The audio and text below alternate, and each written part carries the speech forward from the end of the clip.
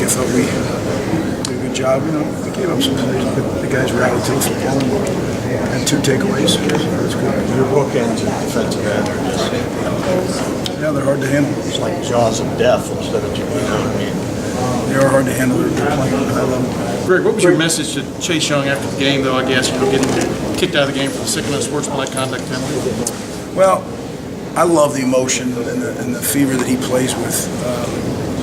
We just got to make sure we don't let it get out, get in the way of us winning in a tight ball game. It's a shame to lose Chase.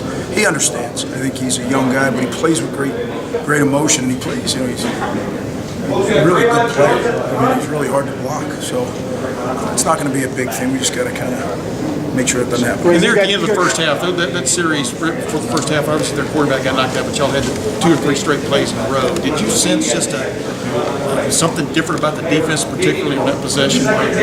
Chase and then Nick Bosa just got after it? No, I think they just sometimes players can sense there's an opportunity and they went after it. But no, it wasn't anything different. It wasn't like different calls or anything. Greg, you got Jordan Fuller back this week. How much of a difference did that make? Big difference. I mean, he's such a stabilizing force, and what Rutgers does offensively, with all the shifts and motions, there's a lot of adjusting to do. I mean, that's pro football right there. And I shouldn't say that you're not allowed to balance in pro football, but a lot of shifting in motion is. And our guys did a good job of adjusting. How much was your pride stung last week, giving up 31 to Oregon State? How much did that kind of motivate you this week? Well, I think we're always motivated. I think we moved a lot of young guys in. It was 7 or 8. It was 14 points in the first half. We moved a lot of young guys in, but one of the things when you represent the Silver Bullets, you represent the Buckeyes, there's only one way we play. So when you get in there, you have to represent. And we didn't do a good job of that a week ago. I thought they did a much better job today. Kind of talking about Jordan Fuller a little bit. I know you hoped to have him back today.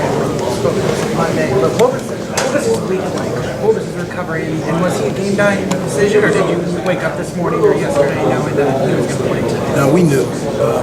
He's progressed throughout the week. What we did on Saturday is we took a look at him. That would have been a game time decision had he played, and it was a game time decision that he didn't. But another day, Sunday, Monday, then come back Tuesday. He did a little bit and a little more. I think our medical staff did a great job of bringing him back at the right speed. What went into the decision to play Sean Wade more, and how do you think that decision paid off?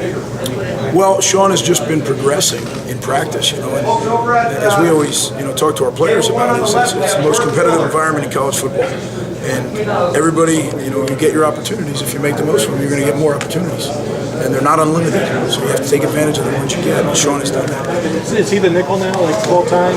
What is his role? He and Marcus were both playing some nickel, but I thought, I got to watch the tape, but I think Sean did a good job. How excited are you to test this team against a top 20, 15 team in TCU next week? Yeah, it's going to be quite a challenge. We got to peek a little bit at him last night. Very fast, very athletic, and we'll study him here starting tomorrow. I'm going literally, basically playing an away game down there, so it's going to be quite a challenge. Dwayne Haskins already has 9 touchdowns in the first 2 games. What have you seen from him that has allowed him to lead this team so easily? Well, Dwayne's a really good player and works very hard at it. But that's the extent I see, because again, I don't see that much being on defense. Only when we go against them. But I do see him in the building. He's there early in the morning studying. He's a guy that grinds pretty hard at it. He's a dual threat quarterback. A real true dual threat quarterback. Last 2 questions for Coach Schiano. Well, every week in college football is a different game. That's the difference between pro football. Pro football is 2 or 3 offenses, and you play them all season. Every week in college football is a different challenge. Whether it's gun run, whether it's 2-back gun run, whether it's pro style like today, and that makes it quite a challenge. This week will be a challenge because not only do they have a good scheme, but they have really good players.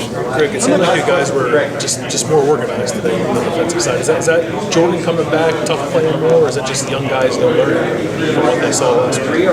Yeah, I don't feel like we were. When the ones were in there, we weren't. I didn't think we were more organized or less organized. I thought the ones played well on last Saturday. When we started subbing a lot of guys in, it got a little sloppy, but. That's why, coming off the game, I never want to see 31 points or those kind of big plays.